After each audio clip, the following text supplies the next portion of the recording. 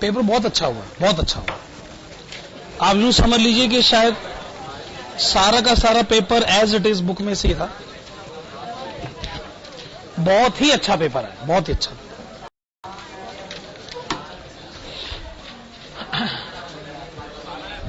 हाँ, आसान भी था, बुक में से भी था।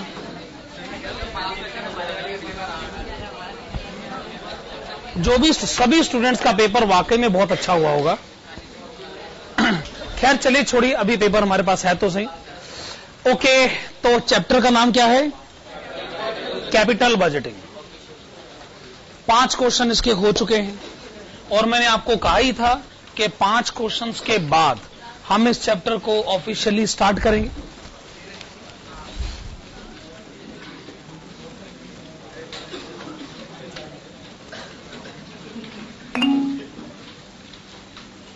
Evaluation of capital budgeting techniques.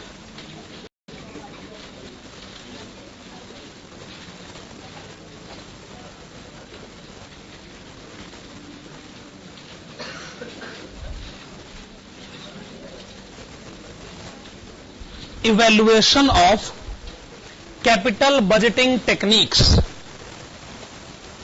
चलो, जितने भी क्वेश्चन हमने कर लिए हैं और हम हर एक क्वेश्चन में बार बार कह रहे थे कि जी फैसला तो फिर 5वें क्वेश्चन के बाद ही होगा।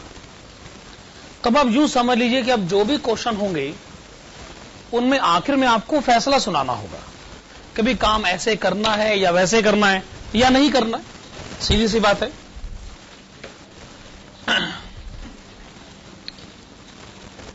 आप लिखिएगा टेक्निक नंबर 1।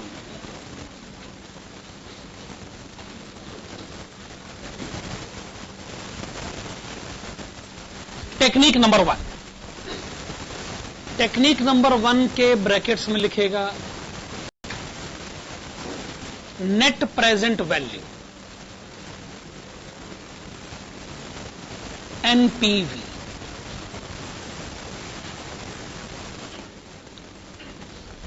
और मैं ये उम्मीद करता हूं कि आप लोगों को वो एक पेज मिला होगा। तो मिलना चाहिए था, होना चाहिए था। ऐसा वाला एक पेज होगा जिसमें कुछ बारीक अक्षरों में कुछ नंबर लिखे हुए हैं। ये कुछ स्टैटिस्टिक्स के लॉग टेबल जैसा है, ठीक है ना? हम इस टेबल को यूज करेंगे ऑफ कोर्स। तो technique number 1, net present value, NPV. तो आप लिखिएगा NPV is equal to present value of cash inflows. क्या लिखा आपने? Present value of cash inflows, यानी जो फ्यूचर में कैश आना है उसकी आज की कीमत माइनस इनिशियल कैश आउटफ्लो।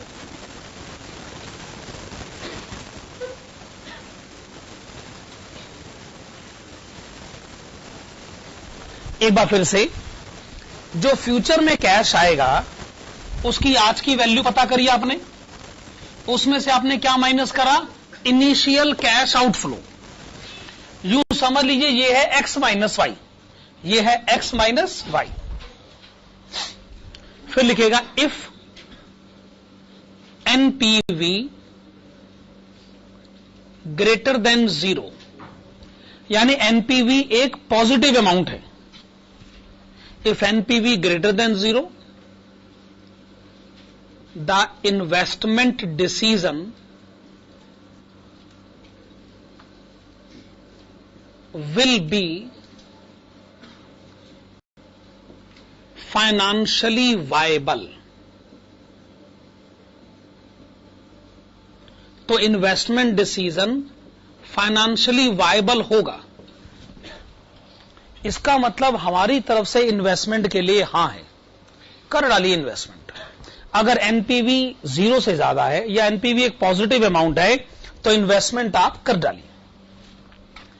फिर लिखेगा if NPV less than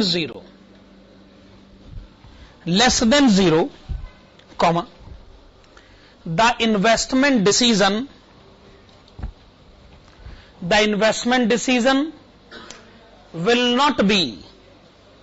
will not be financially viable.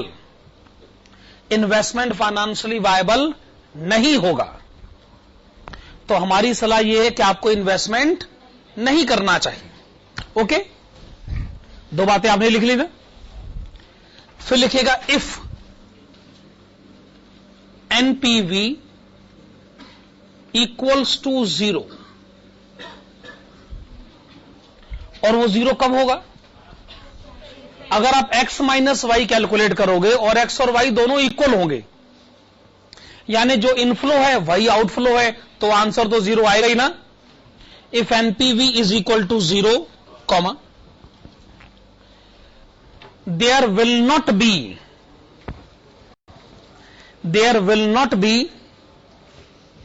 Any financial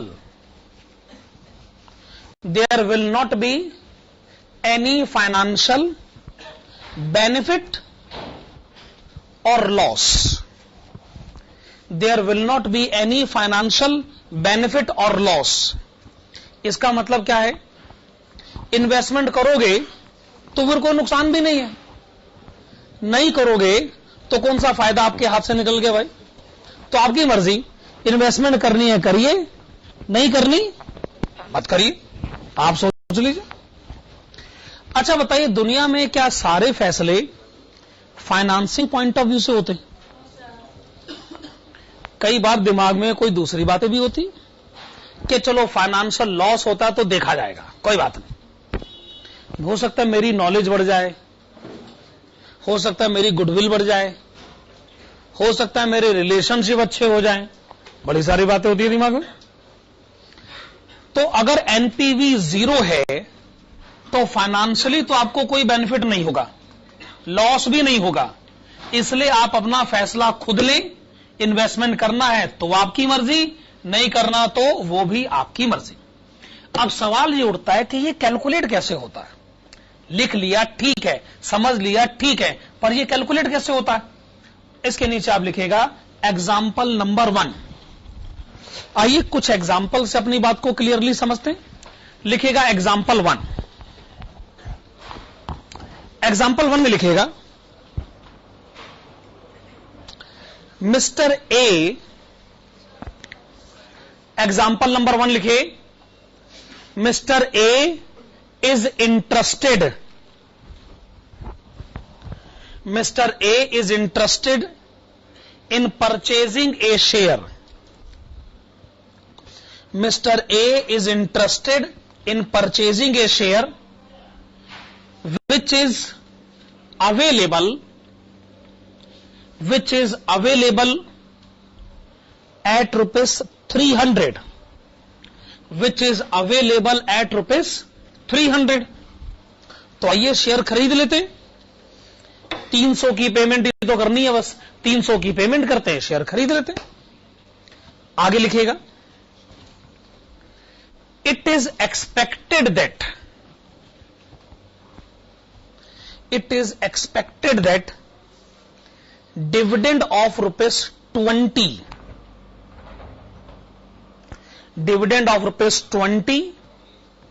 comma rupees 25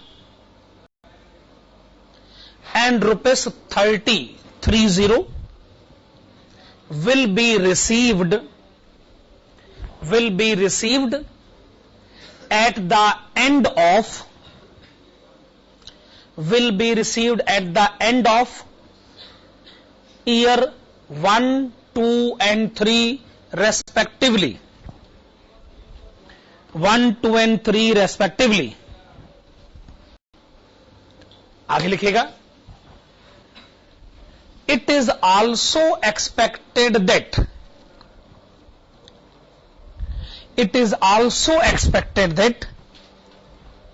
the market value of the share will become, the market value of the share will become rupees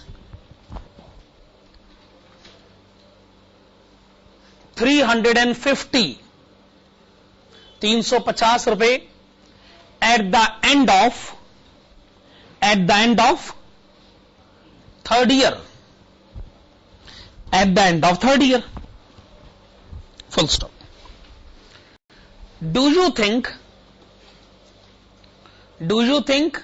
the investment decision,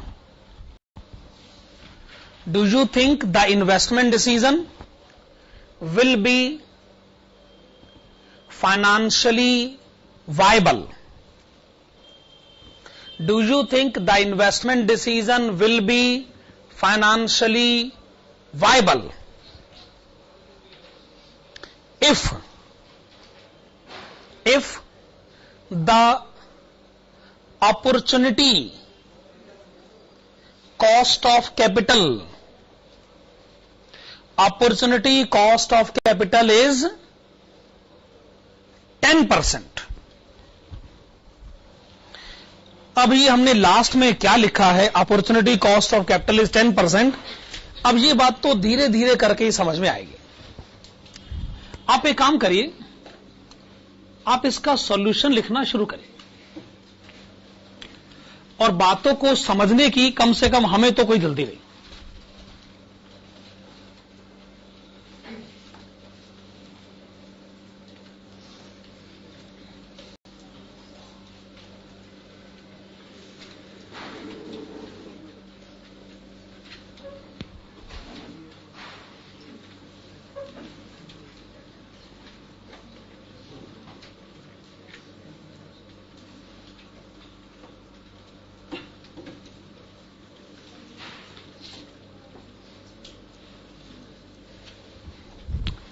बनाइए columns, जैसे मैंने बनाया आप भी बनाइए. Year cash inflow, present value PV, present value eight rate of 10%, उसमें एक है ₹1 और दूसरा है टोटल.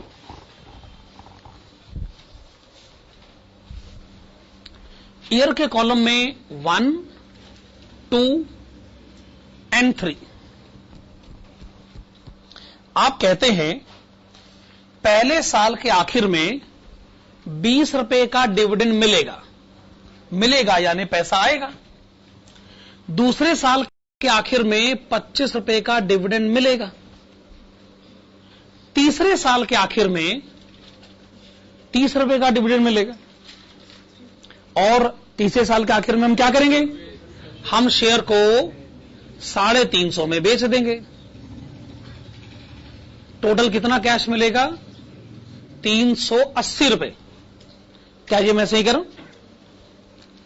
अच्छा बताओ 3 साल में टोटल कैश कितना मिलेगा, 425 रुपए. 425 है ना,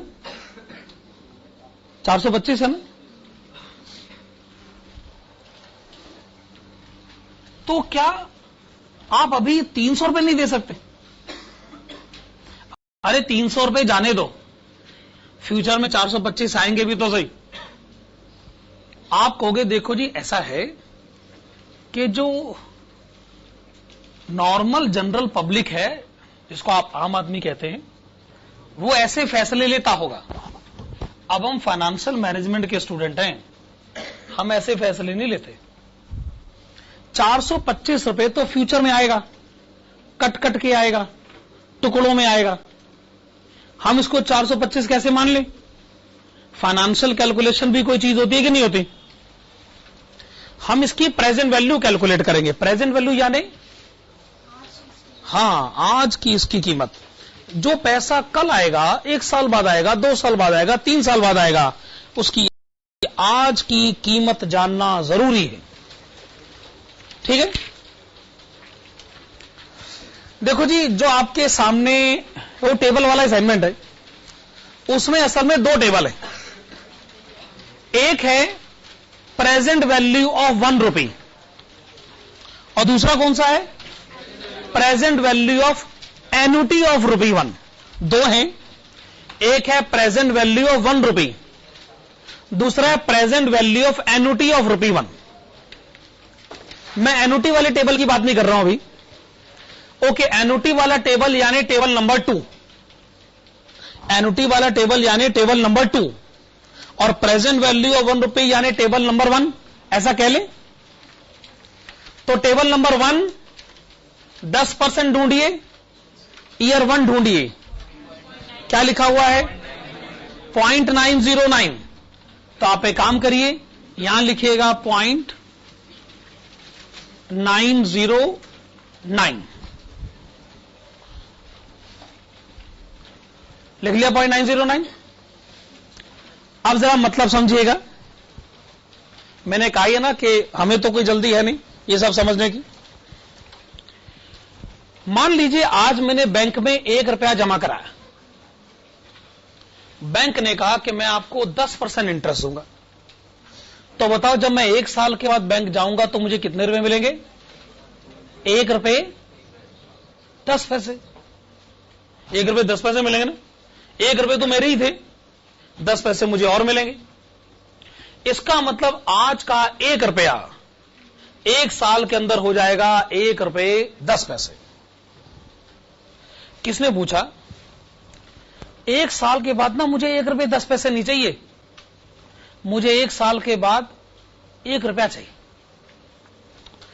₹1 का ₹1.10 होता तो सुना। बताओ आज मैं कितने रुपए जमा कराऊं? बताइए आज मैं कितने रुपए जमा कराऊं कि मुझे 1 साल के बाद ₹1 मिले? ₹1 का ₹1.10 होता तो सुना। आज मैं कितने रुपए जमा कराऊं कि 1 साल के बाद मुझे ₹1 मिले? इसका जवाब है 0.909। अगर आज आप बैंक में 0.909 जमा कराते और बैंक इसके ऊपर आपको 10% इंटरेस्ट दे, तो इस पे 10% ऐड करोगे ना तो ₹1 आ जाएगा। अब कोई आपको कह रहा है 1 साल के बाद तुम्हें ₹1 दूंगा। हमने कहा तो 1 साल के बाद ही दोगे ना। जानते हो उस ₹1 की आज क्या औकात है, आज क्या वैल्यू है? उस ₹1 की आज क्या कीमत है? सिर्फ 0.909। तो हमें लालच मत दो कि 1 साल के बाद ₹1 मिलेगा। अरे 1 साल के बाद ही मिलेगा ना, आज उसकी कीमत है 0.909। तो अगर आप हमें यह कहते हो कि हम तुम्हें साल भर के बाद ₹20 देंगे, तो साल भर के बाद ही दोगे ना। आज उसकी कीमत क्या है? 18.18। हम इसको ₹20 मानने से मना करते हैं, सीधी सी बाजी। हम इसकी आज की कीमत जानना चाहते हैं। क्या ये बात सही? ओके, फिर से टेबल में लिखिएगा 10% का रेट ईयर 2 क्या लिखा है 0.826। समझिए इस बात को, समझिए इस बात को। ₹1 1 साल के अंदर ₹1.10 बन जाता है। ₹1.10 को एक और साल के लिए इन्वेस्ट कर दिया जाए तो ₹1.10 पर 10% कमाया जाए ₹1.21। ₹1 को ₹1.21 बनाया जा सकता है। हमने कहा नहीं, हमें ₹1.21 नहीं बनाना, हमें एक बनाना है। तो आज मैं कितने रुपए जमा कराऊं कि 2 साल में ₹1 हो जाए? 0.826। तो आप हमें यह लालच मत दीजिए कि 2 साल के बाद ₹1 मिलेगा। तो 2 साल के बाद मिलेगा ना, आज उसकी कीमत बस 0.826 है। तो 2 साल के बाद ₹25 मिलने की आज की कीमत क्या हुई? 20.65। तीसरे साल का फैक्टर क्या है? 0.751। 0.751 को 380 से मल्टीप्लाई करें, 285.38। 285.38 285.38 हो गया ना? क्या आप मुझे इन तीनों का टोटल बताएंगे? 324.21। हमने स्टॉक मार्केट को समझाया कि आप हमें क्या कह रहे हैं कि 3 साल में 425 रुपए मिलेंगे। भाई साहब, हमने पता कर लिया, वो 425 बस आप कह रहे हैं। हमारी नजर में उसकी कीमत है सिर्फ 324 रुपए 21 पैसे। और आप क्या चाहते हैं? मैं ये शेयर आज खरीद लूं और मैं इसके लिए पेमेंट कर दूं। कितनी पेमेंट कर दूं? 300 रुपए। वेल, मैं तैयार हूं, मैं तैयार हूं, क्योंकि मुझे 24 रुपए 21 पैसे का फायदा नजर आ रहा है।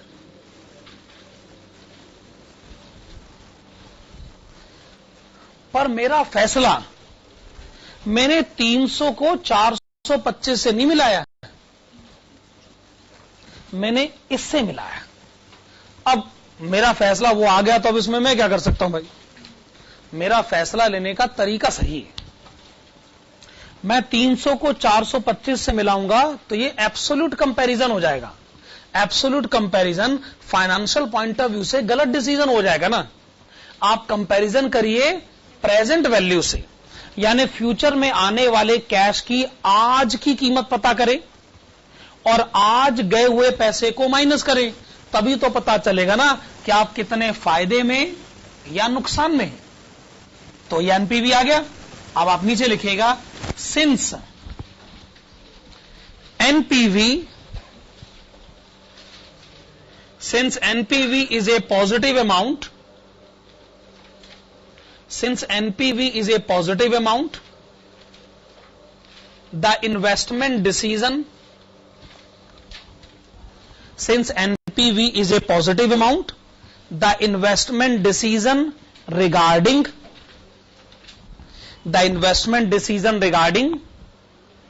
purchase of share, the investment decision regarding purchase of share will be financially viable, will be financially viable.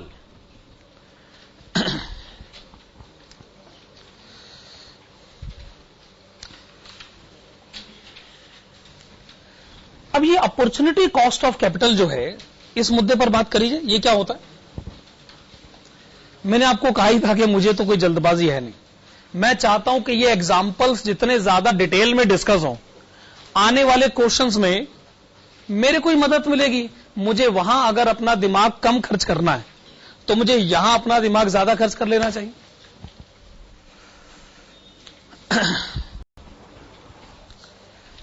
देखिए, दुनिया में किसी के भी पास पैसा मुफ्त में तो नहीं पड़ा हुआ ना। पैसे की एक कीमत तो होती है ना। हमने कहा चलो शेयर खरीदते हैं। हमने कहा शेयर खरीदने के लिए तो 300 रुपए चाहिए। हमने कहा 300 रुपए दो, शेयर ले लो। आपने कहा जी 300 रुपए मैं जेब में लेके थोड़ी फिर रहा हूं, वो तो मेरे बैंक में पड़े हुए। बैंक में किस लिए जमा कराए? अच्छा, वो 10% इंटरेस्ट कमाने के लिए, तो बैंक से पैसे निकाल लो। आपने कहा क्या बात कह रहे हो, बैंक से पैसे निकाल लो, यानी 10% इंटरेस्ट। हमने कहा छोड़ा, उसको छोड़ो, मतलब वो मैं छोड़ दूं? हमने कहा हाँ भाई छोड़ दो, क्योंकि हम उससे ज्यादा ही आपको कमा के देंगे, हम उससे ज्यादा ही आपको कमा के देंगे। अगर आप हमारे पास आओगे तो हम आपको उससे ज्यादा कमा के देंगे। यानी आप इस बात की गारंटी दे रहे हो ना कि बैंक में मैं जो सैक्रिफाइस करके आऊंगा वो तो मुझे मिलेगा ही मिलेगा, उसके अलावा भी मुझे कुछ मिलेगा, तो ही मैं इन्वेस्टमेंट करूंगा, वरना मैं इन्वेस्टमेंट करने वाला नहीं। क्या ये बात सही? अच्छा, मैं सारी बात को कुछ ऐसे समझाता हूं आपको। मान लीजिए मैं बैंक में आज 90 रुपए 90 पैसे जमा कराता हूं, 90 रुपए 90 पैसे, तो बैंक मुझे एक साल के बाद क्या देगा? 100 रुपए। 100 रुपए 90 रुपए 90 पैसे पे 10% ऐड करके देख लो, 100 रुपए आता है। इसका मतलब यह है मेरा काम करने का बैंक जाता हूं, 90 रुपए 90 पैसे जमा कराता हूं, उसके बाद 100 रुपए ले आता हूं। यह मेरा काम करने का तरीका। स्टॉक मार्केट चला गया, स्टॉक मार्केट ने कहा तुम्हें ना हम देते हैं 100 रुपए, हमने मुझे क्या करना होगा? स्टॉक मुझे 80 रुपए दो, हम रुपए दे दो, साल भर के बाद हम आपको। अब मैं सोच में पड़ गया, बोला जो वैसे काम करने का तरीका है, मेरा काम करने का तरीका कि मैं 90 पैसे अगर लगा तो मुझे मिलते, स्टॉक ने कहा 100 रुपए हम आपको दे, अब हमें दे दो, हम दे देंगे। अब अगर मैं स्टॉक मार्केट में तो मैं 10 रुपए से इन्वेस्ट करूंगा, क्या मैं ये सही इस्तेमाल कर रहा हूं? 90 पैसे करूंगा, लेकिन वही जो मैं बैंक से।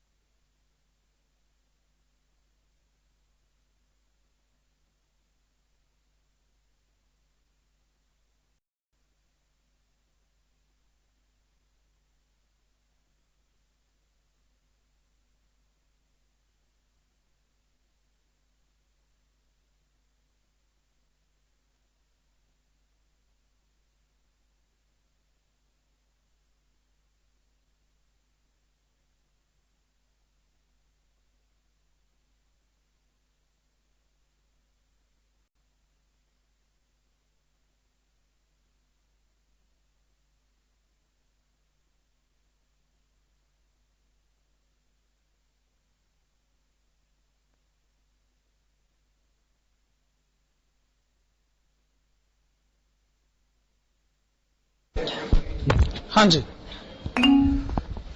तो मेरे ख्याल से बेसिक आइडिया तो क्लियर हो गया ना हमको। अगर हम ये इन्वेस्टमेंट करते हैं, एनपीवी एक पॉजिटिव अमाउंट है, तो हम अपने आप को फाइनेंशियली वायबल सिचुएशन में पाते हैं। आइए इस पूरी सिचुएशन को एक बार फिर से समझें। मेरा मतलब है एक दूसरे एग्जाम्पल के थ्रू। तो हेडिंग डालेगा एग्जाम्पल नंबर 2। एग्जाम्पल नंबर 2 और इसमें लिखेगा suppose in previous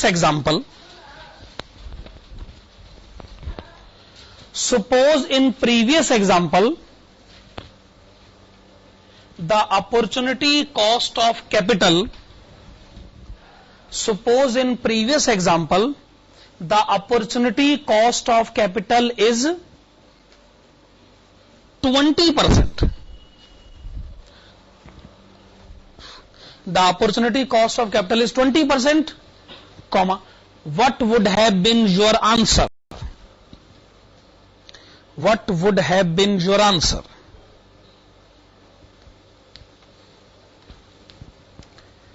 Opportunity cost of capital 20%, बड़ी अविश्वसनीय बात नहीं लगती? दुनिया में कौन सा बैंक 20% इंटरेस्ट देता है भाई? पर एक बात बताओ, आप बैंक का ही एग्जाम्पल क्यों ले रहे?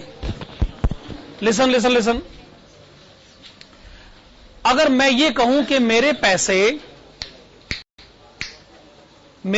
मेरी दुकान में लगे हुए, मेरे पैसे मेरी दुकान में लगे, दुकान से मैं 20% कमा लेता हूं, तो स्टॉक मार्केट ने कहा दुकान से पैसे निकाल लाओ। आपने कहा अच्छा 20% इनकम छोड़ाऊं। सोच लीजिए, क्या आप मुझे उसके अलावा भी कुछ दे सकते हैं कि नहीं दे सकते? जरूरी नहीं कि ये इन्वेस्टमेंट डिसीजन अगर फाइनेंशियली वायबल पहले था तो अब भी फाइनेंशियली वायबल हो। तो आइए इसी क्वेश्चन का आंसर देते हैं, और प्रेजेंट वैल्यू फैक्टर लेते हैं 20% के बेसिस पर।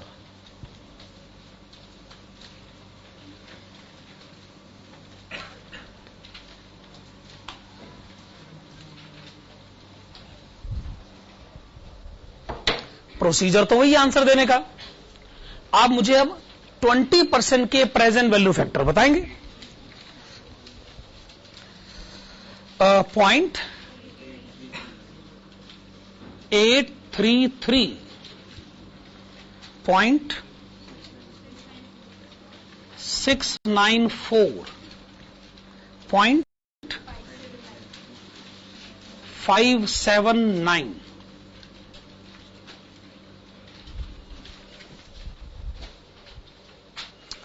अब आप मल्टीप्लाई करेंगे 16.66, 17.35, 220.02,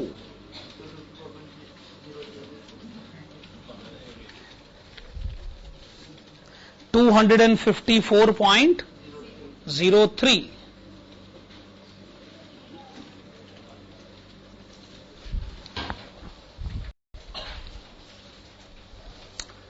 तो हमने स्टॉक मार्केट को समझाया कि आप जिसे 425 कह रहे हो, 425 हमारी नजर में सिर्फ 254 रुपए 3 पैसे है। इसका मतलब जानते हो, अगर मैं अपनी दुकान में आज 254 रुपए लगा दूं तो इतने रुपए ना मेरी दुकान ही मेरे को दे देगी। और तुम क्या कह रहे हो कि इतने रुपए दोगे और आज मैं तुम्हें 300 रुपए दे दूं। जिसे कमाने के लिए मेरी दुकान सिर्फ 254 की इन्वेस्टमेंट मांग रही है, आप उसे मुझे कमा के दोगे 300 की इन्वेस्टमेंट पे। तो ये कोई तरीका होता है इन्वेस्टमेंट करने का भाई? एनपीवी तो नेगेटिव आ गया, 45.97। मतलब मैं इतने रुपए ज्यादा इन्वेस्ट करूं, मैं ऐसा क्यों करूं? मैं इन्वेस्टमेंट के लिए तैयार नहीं। लिखिएगा, since NPV is a negative amount, since NPV is a negative amount, the investment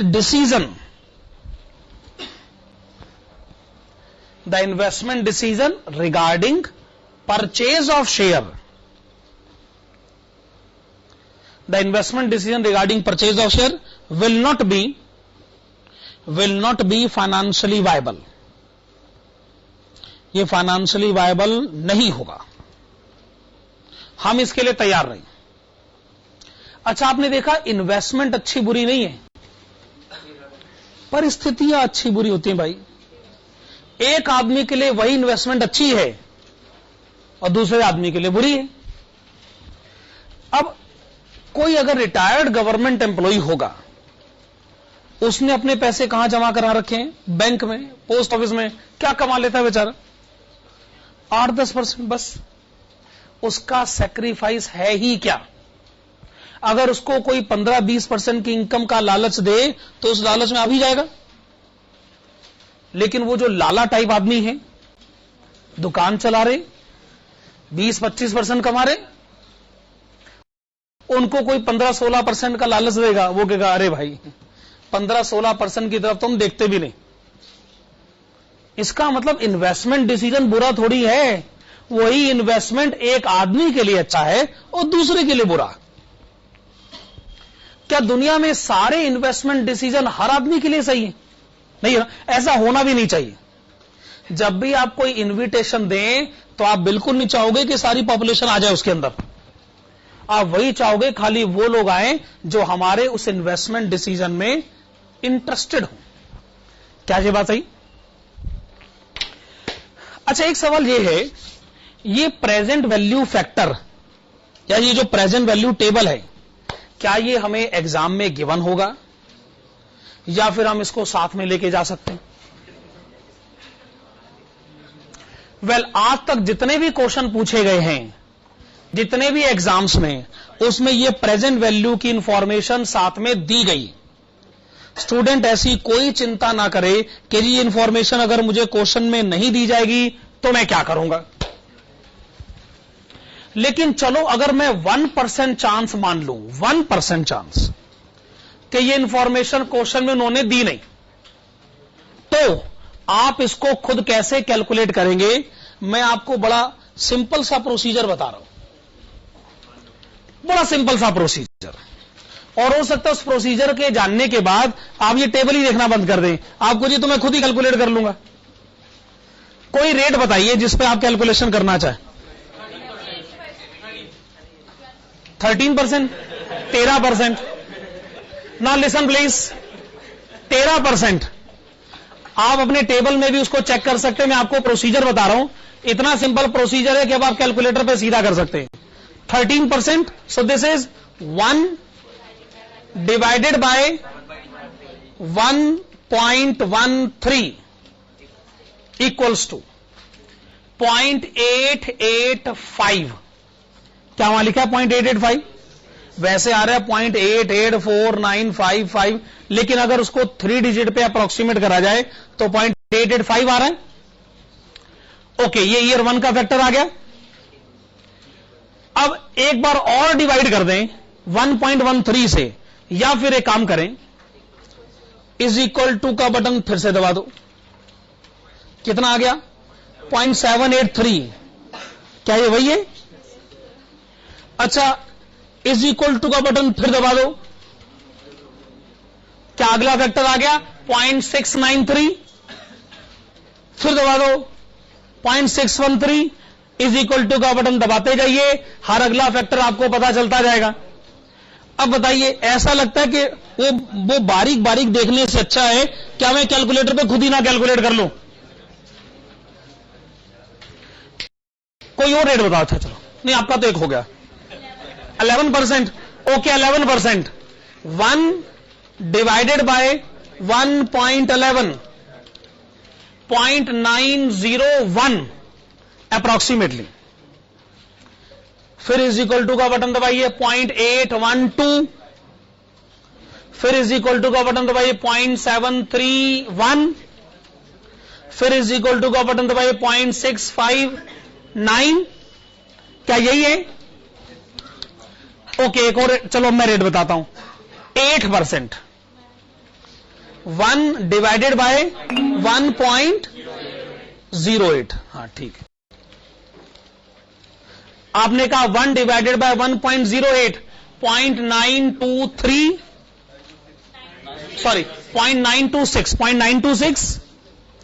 फिर इज इक्वल टू का बटन दबाइए 0.857, 0.794, 0.735। Okay, position clear? तो प्रेजेंट वैल्यू फैक्टर क्वेश्चन अगर नहीं भी बताता है तो कौन सा मुश्किल काम है भाई? मेरे ख्याल से अब स्टूडेंट कैलकुलेटर का इस्तेमाल करना ज्यादा सही समझेगा, तो बहुत ही आसान काम है। ये आपका दूसरा वाला। हाँ जी, चलिए यहां वापस आइए। 2 एग्जाम्पल हो चुके हैं। एग्जाम्पल नंबर 3 लिखें। Example number 3, write down, a project requires initial investment. A project requires initial investment of rupees 50,000. A project requires initial investment of rupees 50,000 and it will produce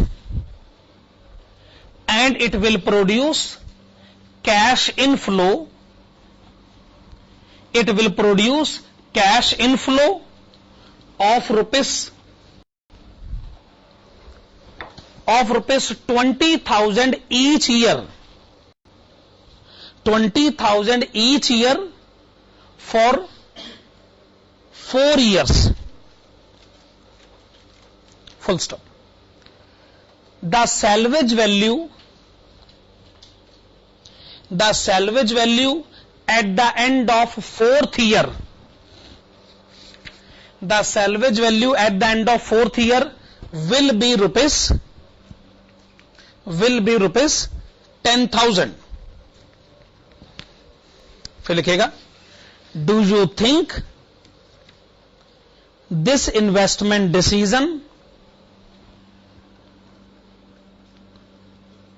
will be financially viable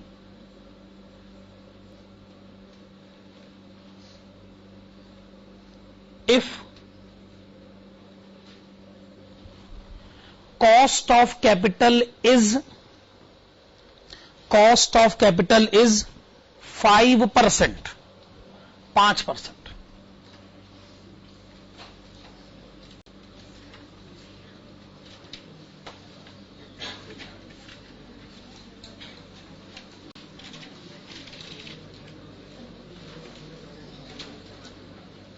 चलिए answer शुरू करते हैं इसका।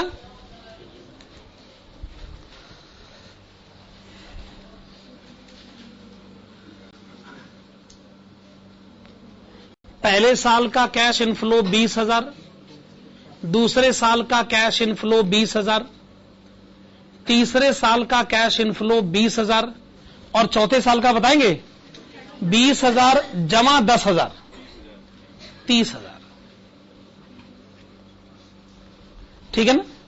20,000 जमा 10,000 सैल्वेजल भी तो है।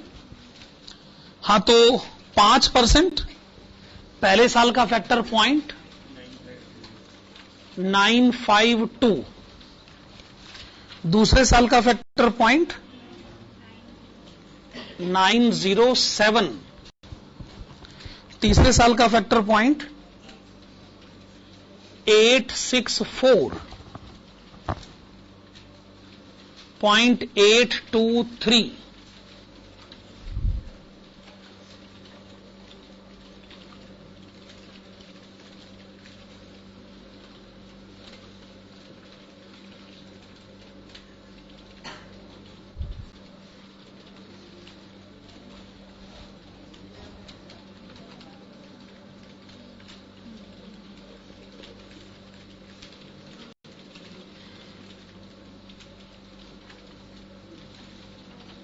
Present value of cash inflows बताएंगे टोटल कितना? दोबारा बोलिए।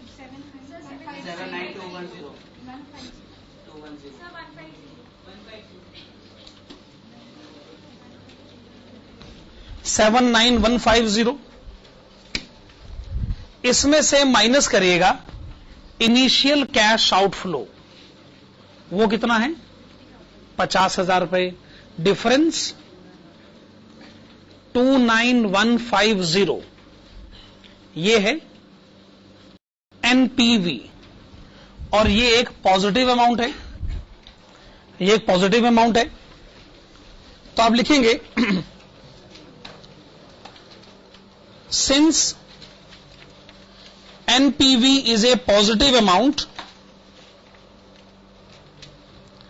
Since NPV is a positive amount, the investment decision will be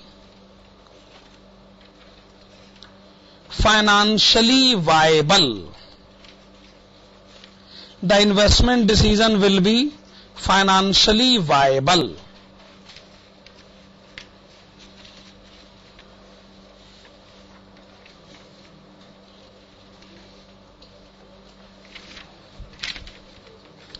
ये तो बड़ा ही सिंपल क्वेश्चन हो गया ना। ऑफ कोर्स ये तो मेरा इरादा हो नहीं सकता कि सिंपल सा क्वेश्चन करा दो। आप एक काम करेगा, आप लिखेगा अल्टरनेटिव सॉल्यूशन, इस आंसर को देने का दूसरा तरीका।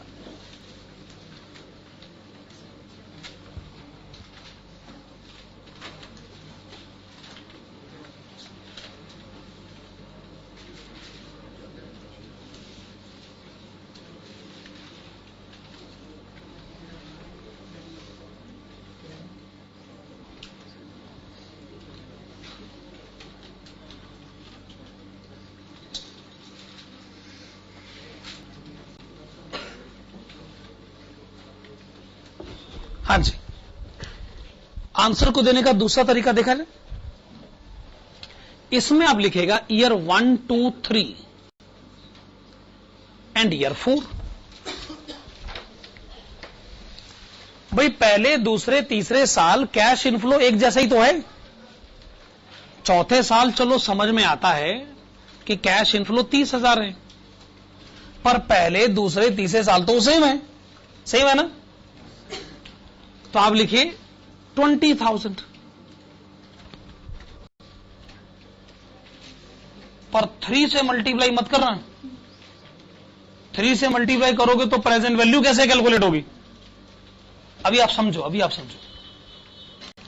एक्चुअली है क्या, ये पहला वाला 20,000 जो है ना, वो 0.952 से मल्टीप्लाई हो रहा, दूसरा वाला 0.907 से, तीसरा वाला 0.864 से, और तीनों ऐड हो गए। तो ये तो कॉमन है ना 20,000। अगर मैं ये कॉमन ले लेता हूं तो क्या ये तीनों फैक्टर ऐड नहीं हो जाएंगे? तो क्या मुझे इन तीनों का टोटल बता सकते हो? 2.723। चौथे साल का तो आप लिख दो 0.823। आप क्या करिए, 20,000 को ना 3 से मल्टीप्लाई मत करो। 3 से मल्टीप्लाई करके तो आंसर एब्सोल्यूट हो जाएगा ना। आप क्या करिए, आप ना इन तीनों प्रेजेंट वैल्यू फैक्टर का टोटल कर लो, और टोटल आ गया 2.723। 20,000 को 2.723 से मल्टीप्लाई करो। 54460। और चौथे साल का कितना हो गया? 24690। और दोनों का total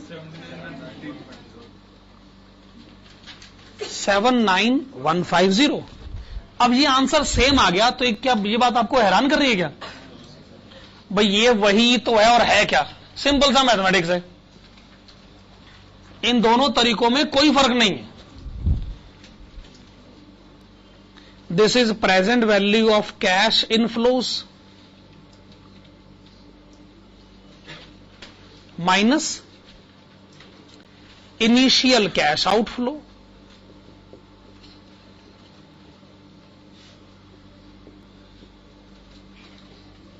initial cash outflow 50,000। NPV फिर वही का वही 29150। आंसर वही आ गया।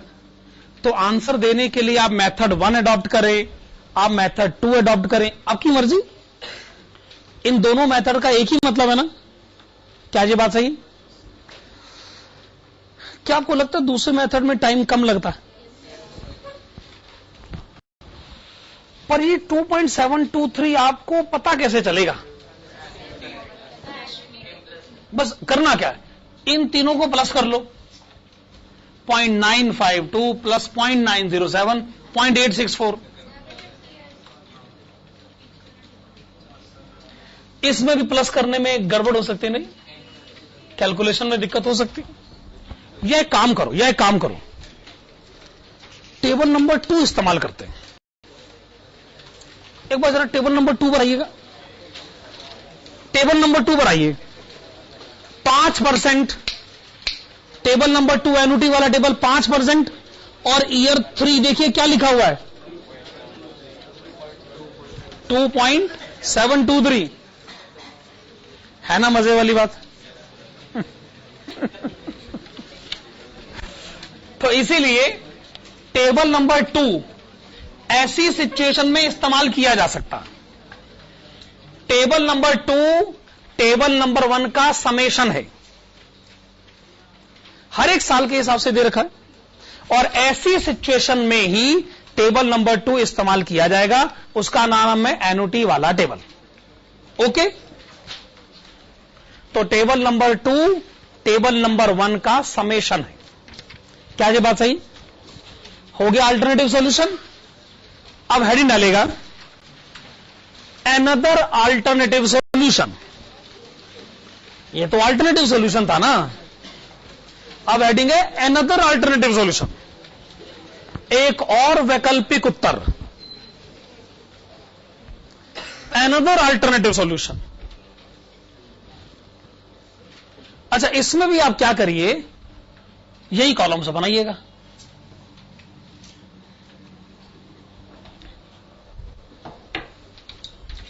As it is another alternative solution. इसमें हम क्या कहेंगे, year 1 to 4 20,000 each year. Year 1 to 4 पहले साल से लेके चौथे साल तक हर साल 20,000 रुपए। तो फिर अब क्या करें, ईयर 4 10,000 एक्स्ट्रा। ये बात कहने का क्या तरीका हुआ? तो तरीका गलत है क्या? बताओ क्या ये तरीका गलत है?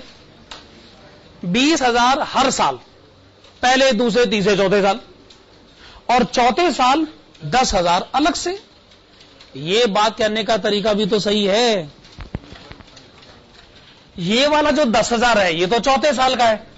चौथे साल का फैक्टर तो हम जानते हैं 0.823, पर अब मुझे 4 साल के फैक्टर का टोटल चाहिए।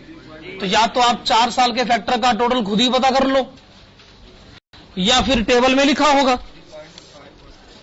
4 साल का टोटल लिखा होगा, उसके अंदर 5% 4 3.546।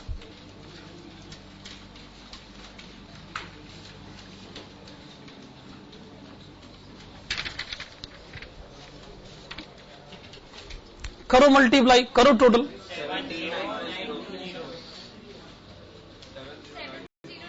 नहीं, मैं सीधा टोटल पूछ रहा हूं मैं आपसे। 79150। ये हर बार घूम फिरकर वही क्यों आ रहा है?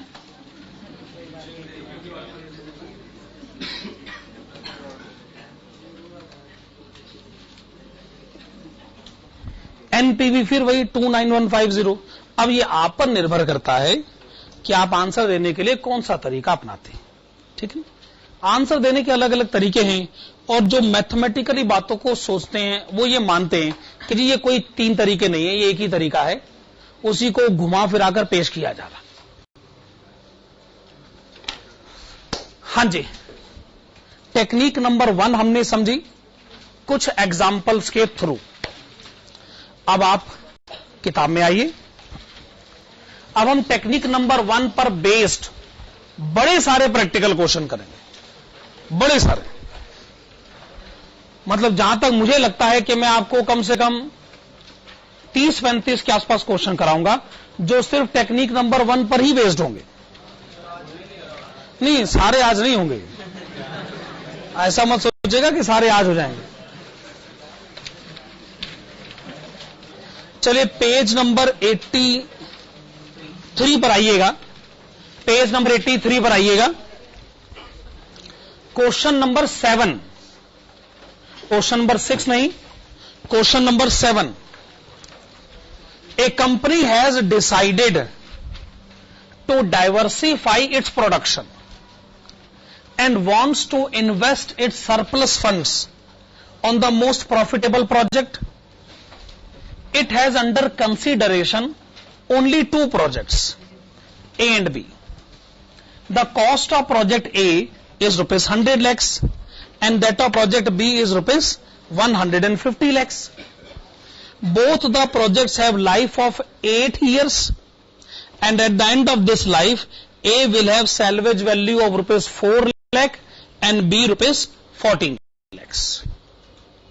Project A is expected to produce annual profit after tax of rupees 10 lakh, whereas it is rupees 15 lakhs for project B. Depreciation is to be charged on straight line method. If वो तो चली जाएगी. अब मैं class शुरू करूं, ठीक है ना? हाँ जी. तो चलिए अब इस क्वेश्चन में वापस आते हैं. चलिए प्रोजेक्ट बी के बारे में बात करते हैं. प्रोजेक्ट बी में इन्वेस्टमेंट कितनी थी? 1.5 करोड़ रुपए. रीसेल वैल्यू 14 लाख रुपए और लाइफ 8 साल, 17 लैक्स. $17 लाख रुपए, 17 लैक्स. डेप्रीसिएशन आपका अमाउंट यहां पर लेकर आइए.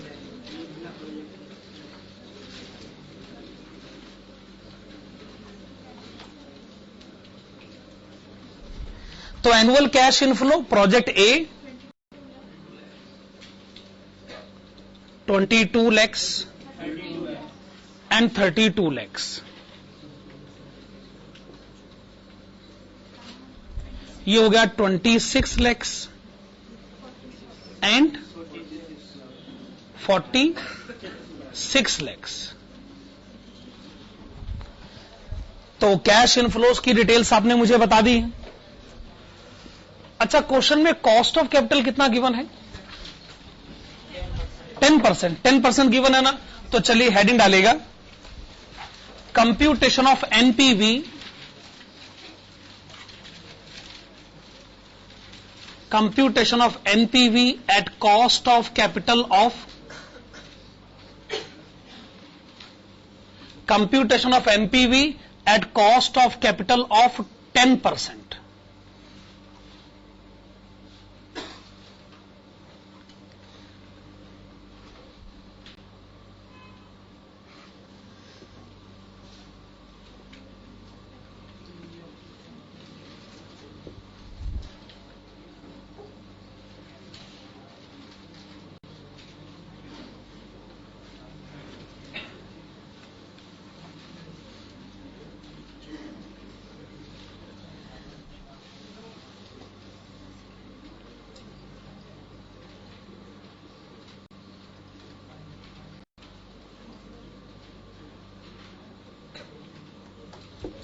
हाँ जी. तो जैसे कॉलम्स मैंने बनाए आप भी बनाइए.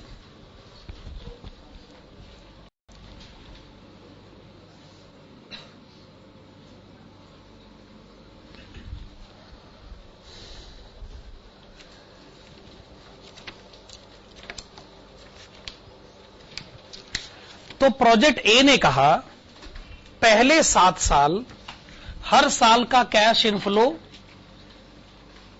22 लाख रुपए. पहले 7 साल हर साल का कैश इनफ्लो 22 लाख और 8वें साल का कैश इनफ्लो 26 लाख रुपए. प्रोजेक्ट बी ने कहा पहले 7 साल हर साल का कैश इनफ्लो 32 लाख रुपए और 8वें साल का कैश इनफ्लो 46 लाख रुपए. ठीक है. पहले 7 साल हर साल का कैश इनफ्लो 32 लाख, 8वें साल का कैश इनफ्लो 46 लाख. 10%. मुझे 1 to 7 का एन्युटी फैक्टर बताइए. 4.868. 4.868. 4.868. 8वें साल का फैक्टर अलग से बताइए. 0.467. 0.467.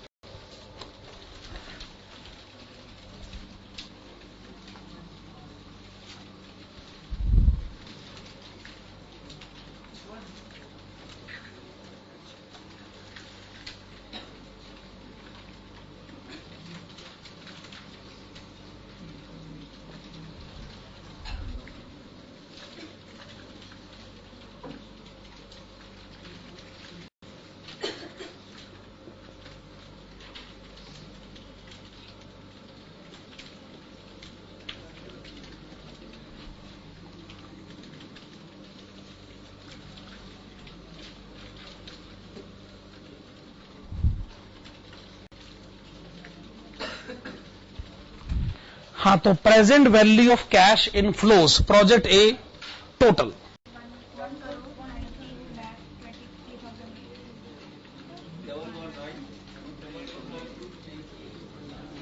1,19,23,800. Project B 1,77,25,800.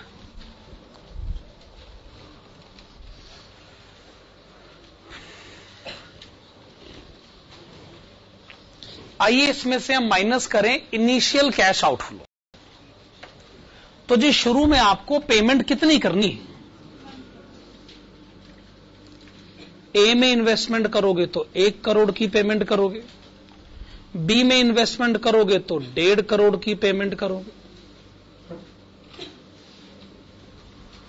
तो एनपीवी हो गया 19,23,800। ये हो गया 27,25,800।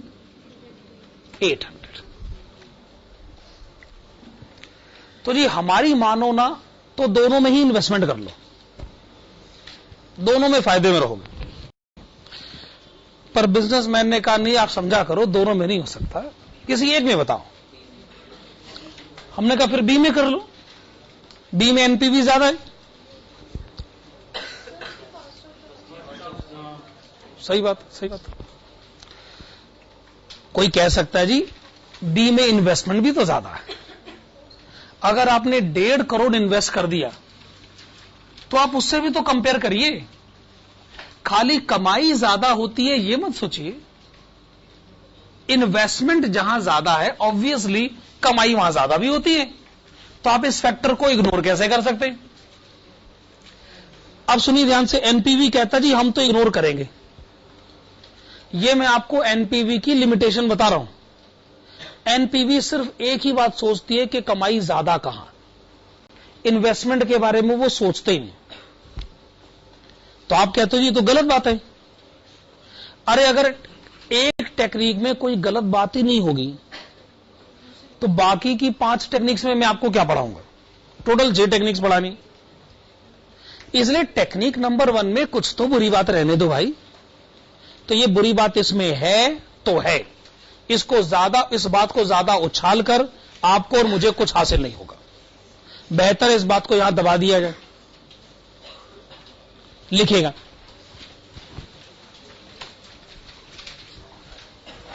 It is recommended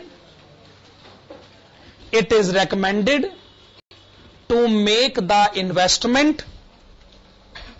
It is recommended to make the investment in project B. It is recommended to make the investment in project B because its NPV is more. It is recommended to make the investment in project B because its NPV is more. ठीक है। Question number 9, we come to question number 9।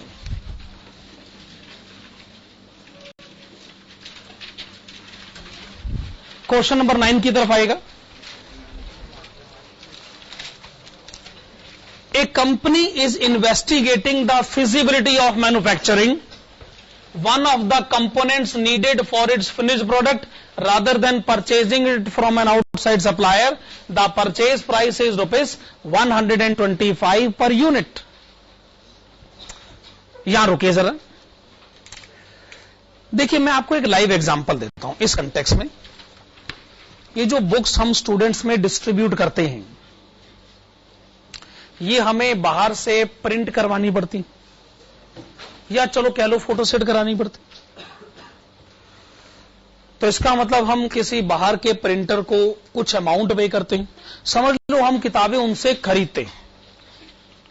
अब हम सोच रहे हैं क्यों ना printing press machine खरीद लें, फोटो सेट मशीन खरीद लें, खुद ही फोटो सेट करेंगे, खुद ही स्टूडेंट्स में बांटेंगे। वैसे हफ्ते में 2-3 पेज तो आपको भी फोटो सेट कराने पड़ते होंगे। आप क्यों नहीं खरीद लेते फोटोसेट मशीन? मतलब मेरे सवाल का मुझे जवाब चाहिए, हंसने वाली बात नहीं है। मैंने एक सवाल पूछा है, इसका जवाब मत दीजिए।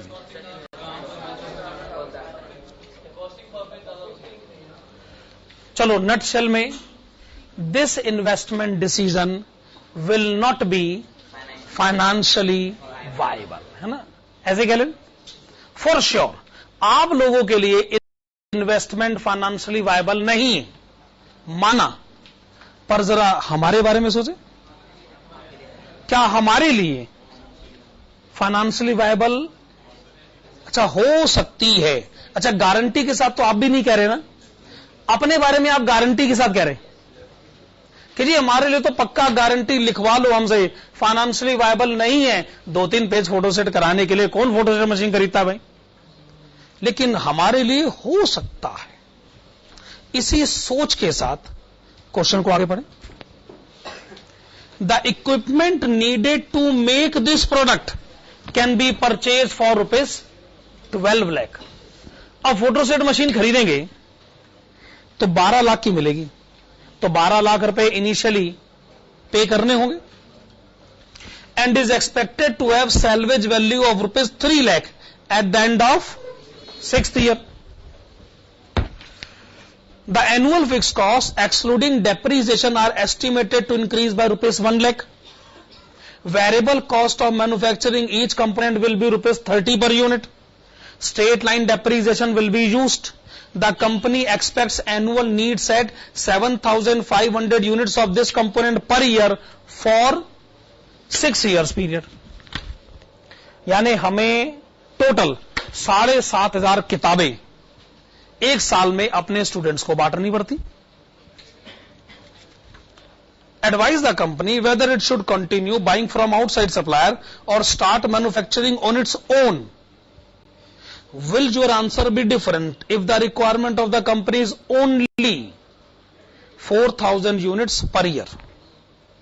Tax rate is 50% and cash flows are to be discounted at rate of 15%। इसको अंडरलाइन करना, cash flows are to be discounted at rate of 15%। ये क्या लिखा है उन्होंने आखिर में? ये 15% क्या है? नहीं, ये 15% है कॉस्ट ऑफ कैपिटल। तो आपको जी फिर क्वेश्चन को ये लिखना चाहिए था ना, कॉस्ट ऑफ कैपिटल इज 15%। ये क्या लिख दिया? Discount rate, cash flows are to be discounted at rate of 15%। अच्छा देखो, आपने पढ़ा है कि 10% के रेट पर पहले साल का फैक्टर क्या है? 0.909। इसका मतलब जो एक साल के बाद ₹1 है, आज वो है 0.909। अच्छा 0.901 ₹1 से कम होता है कि ज्यादा होता है? कम। अच्छा पक्का 0.909 ₹1 से कम होता है। इसका मतलब कम करके अपनी बात को कहें। तो अगर किसी को कम करके कहना हो, क्या उसको अंग्रेजी में डिस्काउंट भी बोला जा सकता है? बात को कम करके कहे। तो जिसको आप लोग कहते हो ना प्रेजेंट वैल्यू बताइए, प्रेजेंट वैल्यू फैक्टर बताइए, कई लोग उसको कहते हैं डिस्काउंट वैल्यू फैक्टर। सारे प्रेजेंट वैल्यू के आंसर 1 से कम ही है ना, सारे पॉइंट समथिंग ही है ना। तो या तो कहिए कॉस्ट ऑफ कैपिटल 15%, या कहिए डिस्काउंट फैक्टर 15%, या कहिए cash flows to be discounted at rate of 15%, जो मर्जी कह लीजिए। ये एक तरीके का मैसेज है कि आपका कॉस्ट ऑफ कैपिटल है 15%। ठीक है ना? आइए अब इस क्वेश्चन का आंसर शुरू करते हैं। बहुत बढ़िया क्वेश्चन है ये। आप सबसे पहले लिखिएगा इनिशियल कैश आउटफ्लो। बताओ भाई, शुरू में पेमेंट कितनी करनी पड़ेगी? 12 लाख रुपए। अगर मशीन खरीदोगे तो 12 लाख की पेमेंट तो करनी पड़ेगी ना। 12 लाख रुपए अभी जाने दो।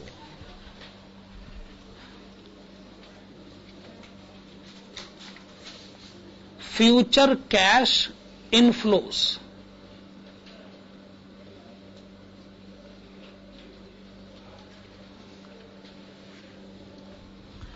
इस पर हमारा जवाब है, देखो जी, जो फ्यूचर कैश इनफ्लोज है ना, वो तो इस बात पे डिपेंड करता है कि आपकी रिक्वायरमेंट क्या है। 7,500 यूनिट्स पर एनम या फिर 4,000 यूनिट्स पर एनम। दो केस है इस क्वेश्चन में, 7,500 यूनिट्स का केस भी है, 4,000 यूनिट्स का केस भी है। पहले लिखिएगा saving in purchase cost.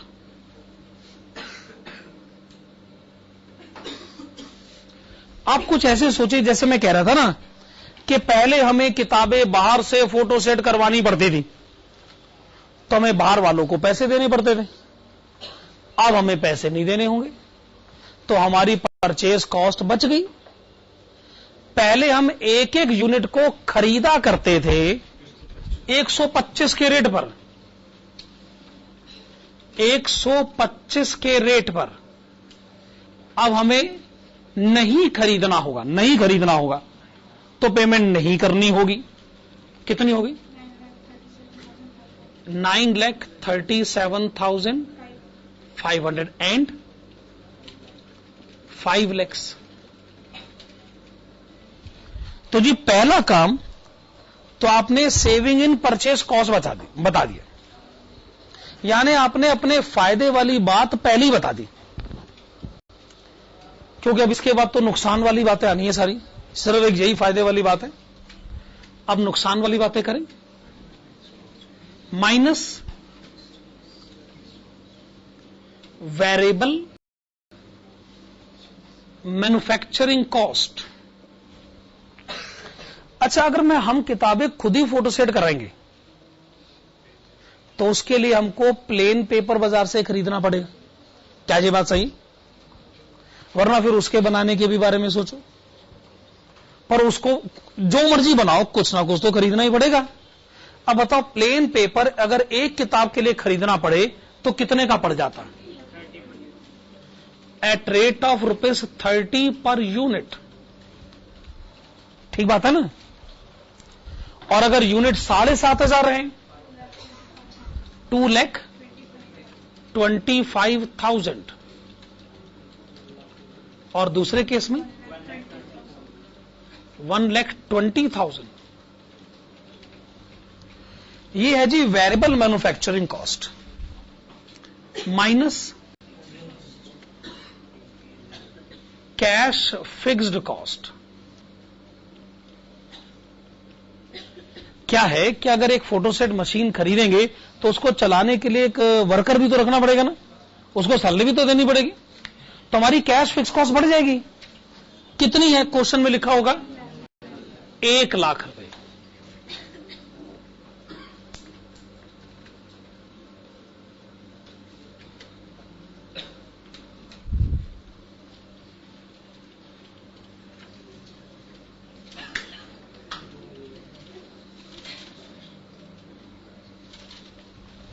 Depreciation भी तो बढ़ जाएगा। ये जो मशीन आप खरीदोगे है ये 12 लाख रुपए की, इसकी रीसेल वैल्यू कितनी है? 3 लाख रुपए। और लाइफ कितनी है? 6 इयर्स। तो 1 साल का डेप्रीसिएशन 1,50,000। तो आप बेसिकली अपने पॉजिटिव और नेगेटिव पॉइंट्स को आपस में कंपेयर कर रहे हैं। ठीक बात है ना? आप अपने पॉजिटिव और नेगेटिव पॉइंट्स को आपस में कंपेयर ही तो कर रहे हैं ना। तो नेट इंपैक्ट बताएंगे।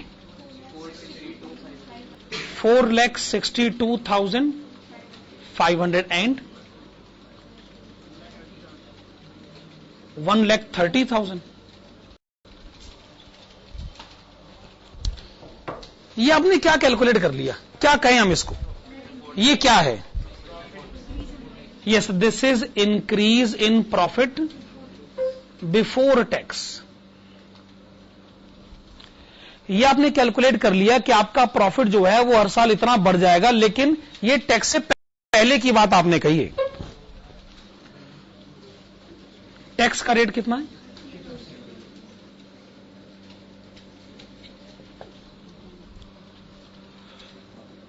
$231,250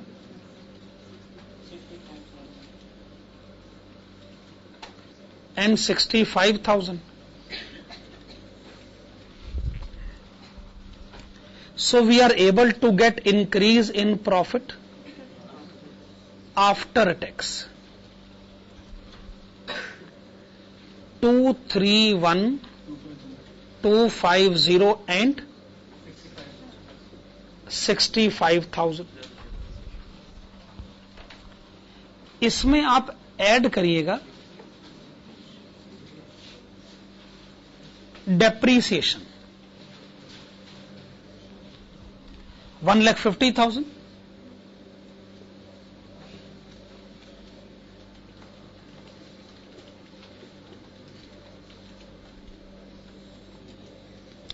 तो जी इससे आपको क्या पता चलेगा? कैश इनफ्लो, और ये जो कैश इनफ्लो है ये आप क्या लिखना चाहेंगे? Years 1 to 5. This is 381,250 and 2,15,000. 2,15,000 रुपए ना? ये सिचुएशन छठे साल में भी है, पर छठे साल में क्या है कि सैलवेज वैल्यू भी है।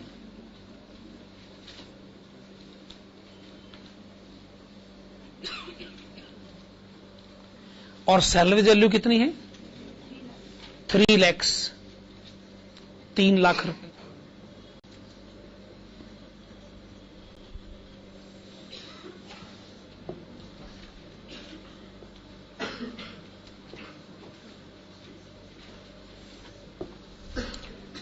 $681,250 and 5,15,000. This is cash inflow, और कैश इनफ्लो के ब्रैकेट में क्या लिखा जाए? ईयर 6। ये छठे साल का कैश इनफ्लो आपने मुझे बता दिया, ठीक है ना? अच्छा, कॉस्ट ऑफ कैपिटल क्वेश्चन में कितना दे रखा है? 15%। ठीक, तो हेडिंग डालेगा computation of NPV at cost of capital of 15%।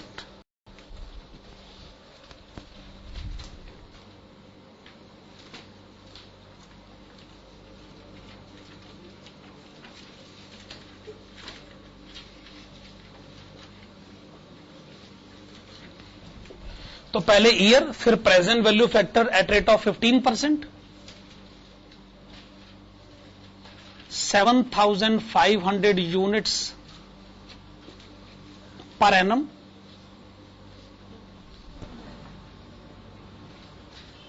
$4,000 units per annum. और दोनों केसेस में एक तो हम कैश इनफ्लो लिखना चाहेंगे और दूसरा प्रेजेंट वैल्यू।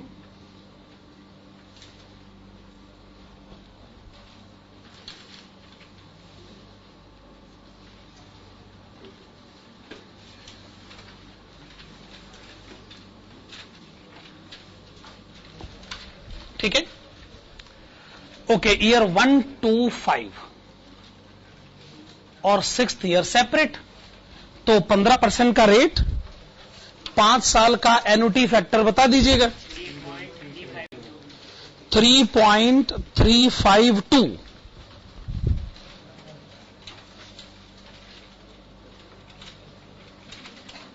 छठे साल का अलग से बता दीजिए। 0.432। 0.432। 0.432 कैश इनफ्लो पहले वाले केस में 381,250, छठे साल में 681,250। उसके बाद है 2,15,000, लास्ट में है 5,15,000।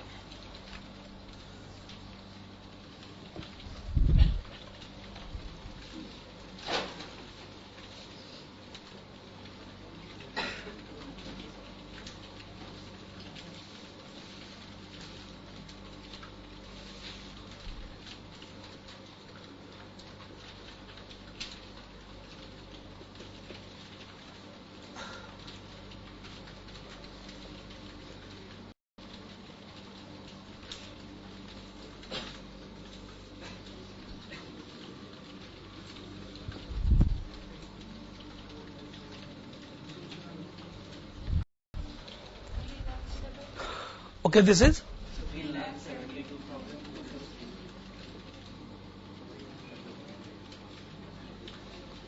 ठीक है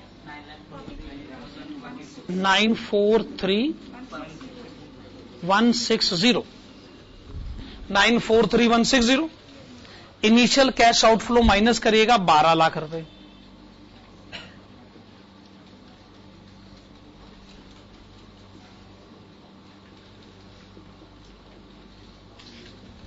एनपीवी हो गया 3,72,250 और यहां पर हो गया minus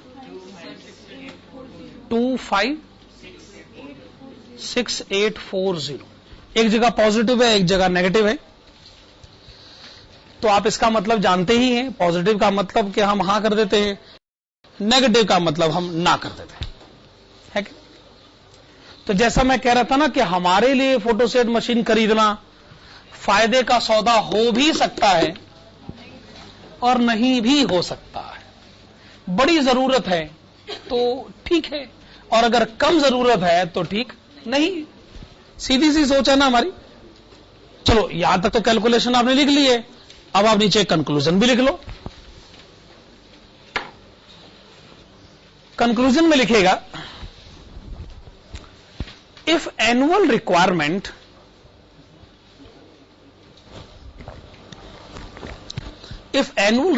is 7,500 units, if annual requirement is 7,500 units, comma, the investment decision will be financially viable. The investment decision will be financially viable because NPV is a positive amount. NPV is a positive amount. Full stop. On the other hand,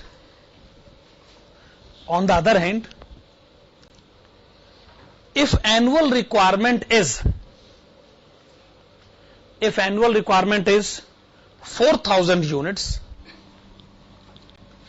if annual requirement is 4,000 units,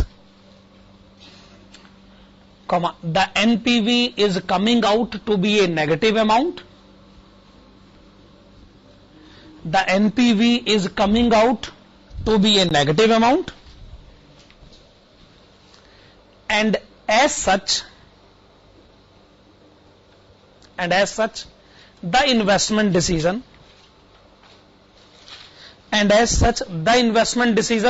will not be financially viable. Will not be financially viable.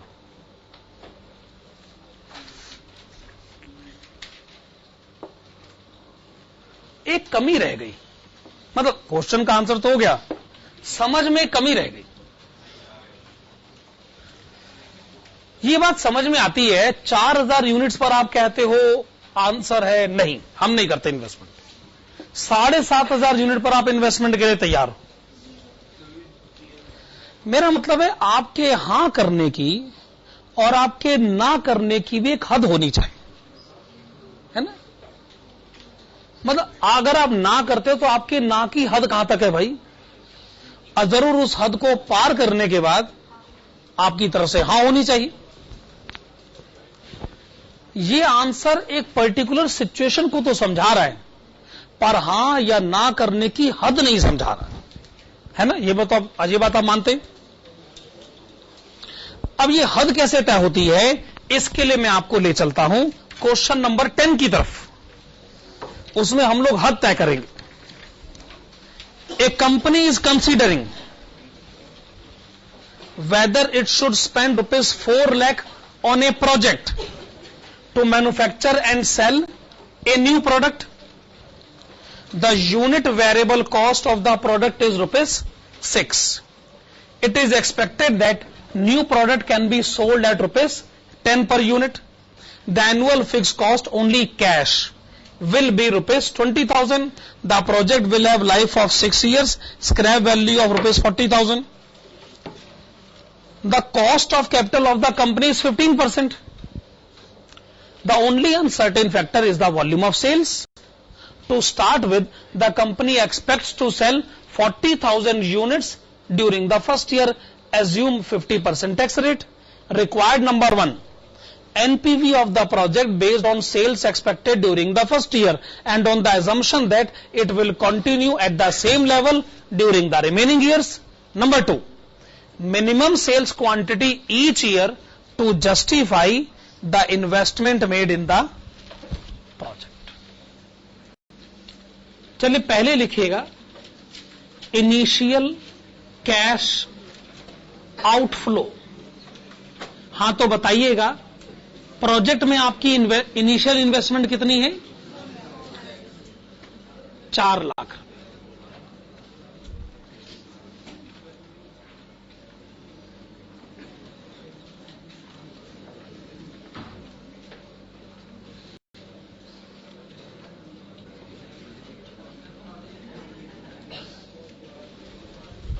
चलिए आइए, listen, आइए पता करते हैं future cash inflows. Future cash inflows पता किया जाए।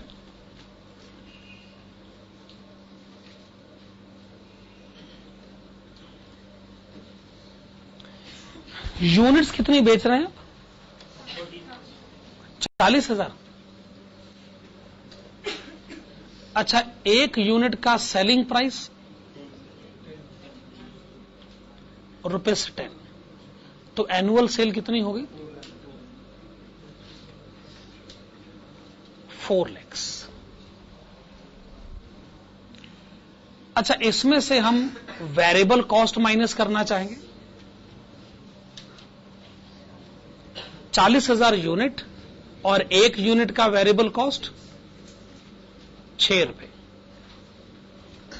Total variable cost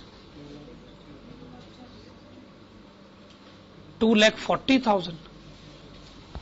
2,40,000। अच्छा, अब आप क्या माइनस करेंगे? Cash fixed cost. कितनी है वैसे cash fix cost? 20,000।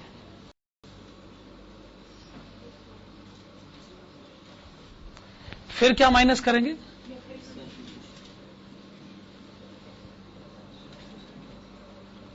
Depreciation. Original cost तो 4 लाख रुपए है, रीसेल वैल्यू 40,000 रुपए है, लाइफ 6 साल है, तो डेप्रीसिएशन हर साल 60,000 रुपए।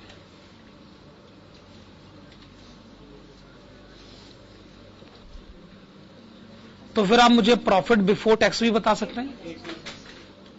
80,000। अच्छा, टैक्स का रेट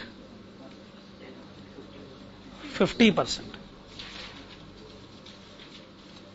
तो 50% टैक्स दे देते हैं। Profit after tax 40,000। डेप्रीसिएशन वापस ऐड कर देते हैं।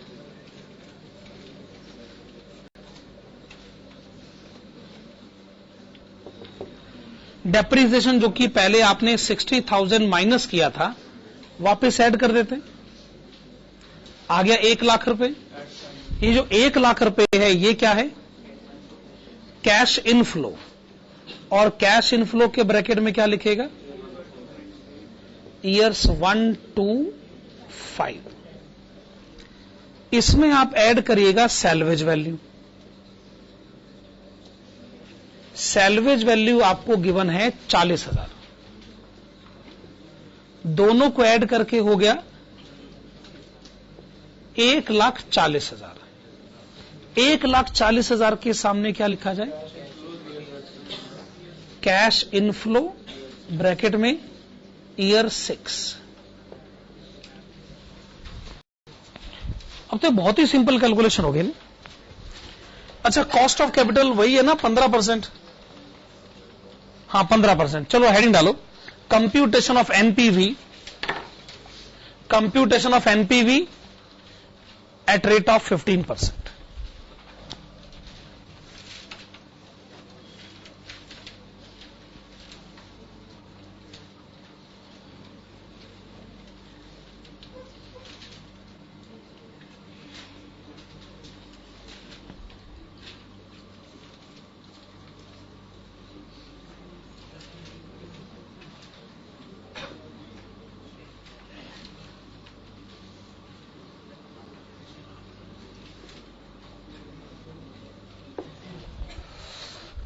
हाँ, तो पहले साल से लेकर 5वें साल तक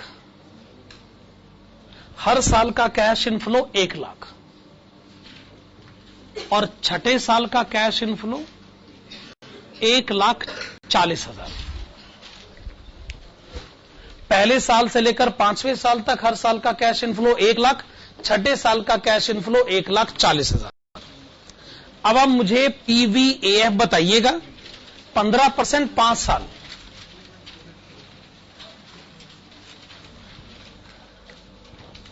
कितना होगा? 3.352। छठे साल का बताइए। 0.432।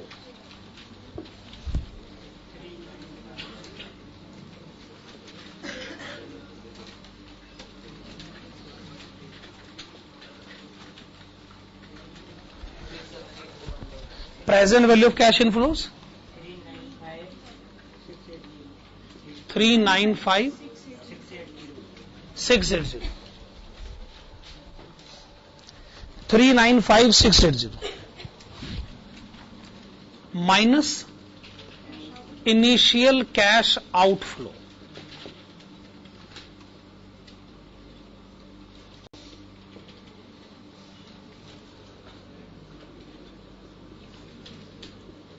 ₹4 लाख।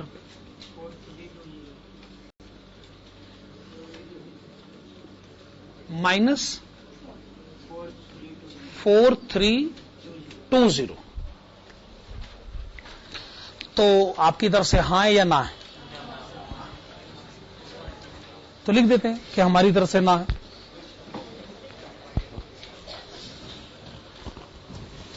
लिखिएगा since NPV is a negative amount,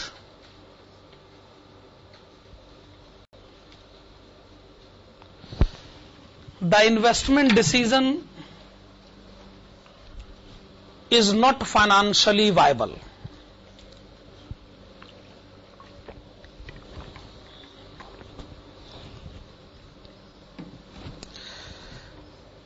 ये क्वेश्चन को पहले से मालूम था कि आप ना कर दोगे। फिर क्वेश्चन ने सेकंड पॉइंट में आपसे कुछ पूछा, calculate minimum sales quantity each year to justify the investment made in the project. मतलब 40,000 यूनिट पर बात नहीं बन रही ना, यही कह रहे हो ना आप? तो बताओ फिर बात बनेगी कैसे? 40,000 यूनिट पर तो बात बन नहीं रही। बात को बनाने का तरीका तो आपको खोज के लाना होगा। अच्छा, कितनी बढ़ा दो? हाँ, यही तो समस्या है कि जी 40,000 यूनिट नहीं 50,000 यूनिट कर लो। अच्छा चलो, पर ऐसे कैसे? ये कोई तुक्का थोड़ी मारा जाएगा 50,000 यूनिट कर लो। तो लिखिएगा सेकंड पॉइंट का answer. Let us assume that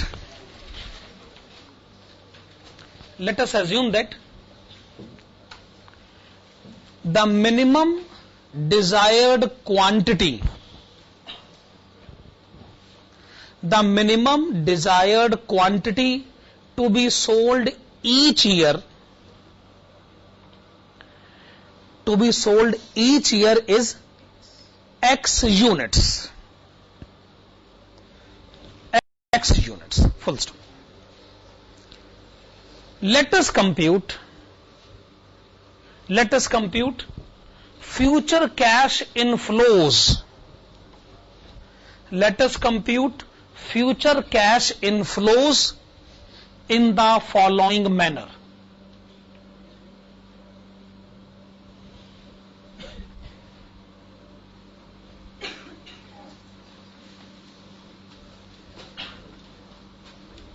तो आइए फ्यूचर कैश इनफ्लोज कैलकुलेट करना शुरू करते हैं.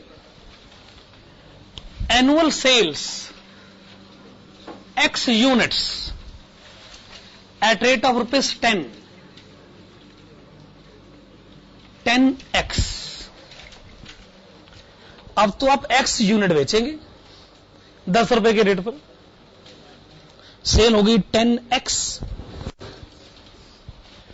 अब वेरिएबल कॉस्ट, अब आप X यूनिट बनाएंगे 6 रुपए के रेट पर, वेरिएबल कॉस्ट कितनी हो गई 6x. सेल हो गई 10x, वेरिएबल कॉस्ट हो गई 6x, फिक्स्ड कॉस्ट 20,000 वही, डेप्रीसिएशन 60,000 वही, उसमें तो कोई फर्क है ना.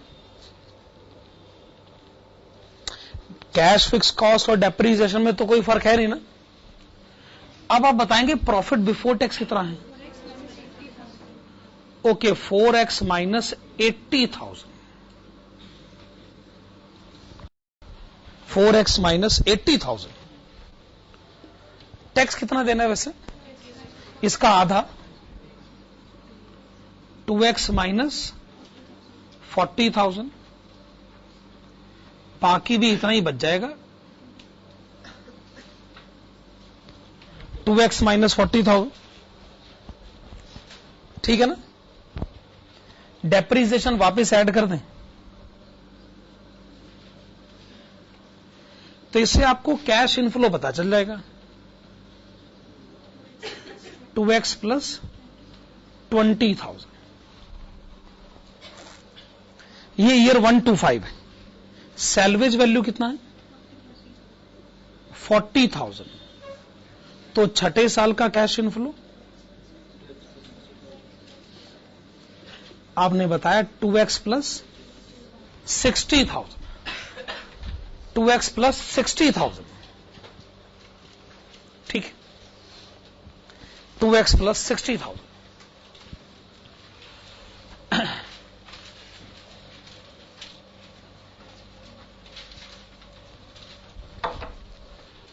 एनपीवी कैलकुलेट करें.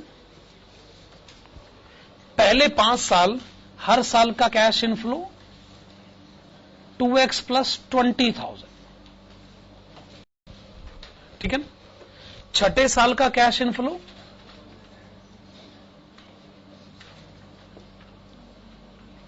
2x plus 60,000.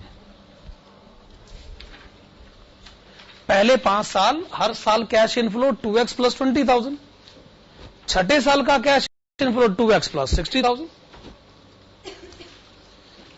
अब ठीक है, थोड़ी कैलकुलेशन x में आ गई है, पर आपके लिए क्या मुश्किल है.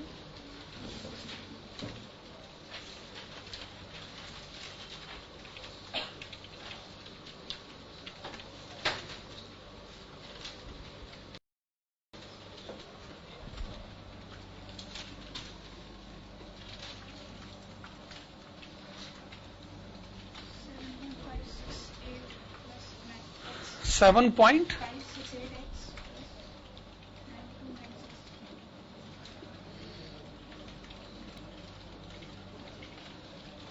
प्लस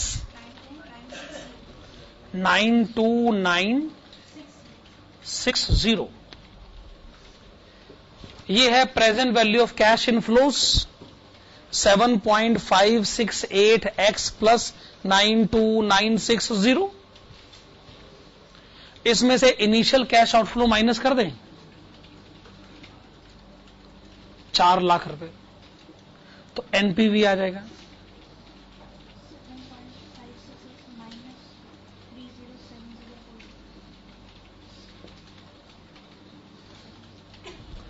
-307040। ये एनपीवी आ गया और एक्स में आ गया।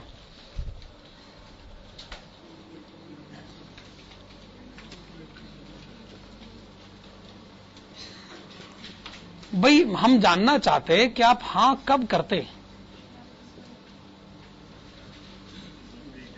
हां करने की आपकी कोई ना कोई शर्त तो होगी ना कि एनपीवी नेगेटिव नहीं होना चाहिए, एनपीवी जी पॉजिटिव होना चाहिए। आप एनपीवी पॉजिटिव करवा दीजिए, हम हां कर देंगे। So in order to be financially viable NPV must be greater than or at the most equal to 0। वैसे इज इक्वल टू 0 पर सिचुएशन थोड़ी रावाडोल हो सकती है, लेकिन चलो कोई बात नहीं। यानी 0 पर हम लोग ना हां करते हैं ना करते हैं। एनपीवी पॉजिटिव होना चाहिए बस। तो एनपीवी तो आप कैलकुलेट कर ही चुके हैं, 7.568x minus 307040 must be greater than equal to 0। NPV X में कैलकुलेट करो, ग्रेटर देन इक्वल टू 0 कर दो। X greater than equal to approximately 40571 units।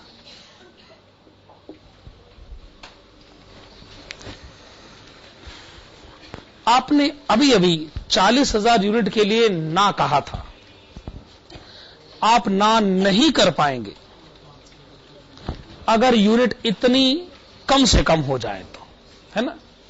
तो वही मैं कह रहा था ना कि कहीं ना कहीं से तो कैलकुलेशन करनी पड़ेगी। तुक्के से तो आंसर लाया नहीं जा सकता, एक्स से ही लाया जा सकता था। तो लिखेगा therefore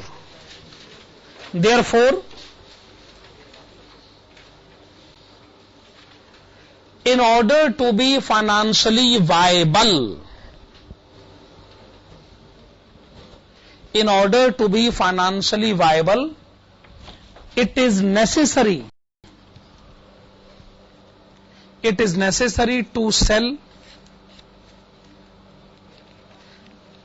at least 40,571 units each year। 40,571 units each year।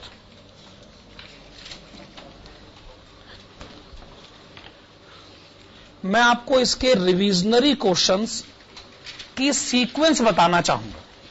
मेरा मतलब है आप रिविजनरी क्वेश्चन नंबर 1 से शुरू मत कर दीजिएगा, मैं आपको एक सीक्वेंस बता देता हूं, उस सीक्वेंस में क्वेश्चन कर लो। हर रोज 2 क्वेश्चन करके देख लेना। हर रोज 2 कह रहा हूं, सारे आज मत कर लेना। लिख लीजिएगा 6, 7, 8, 9, 10, 3, 20, 33, 36, 42, 30, 31,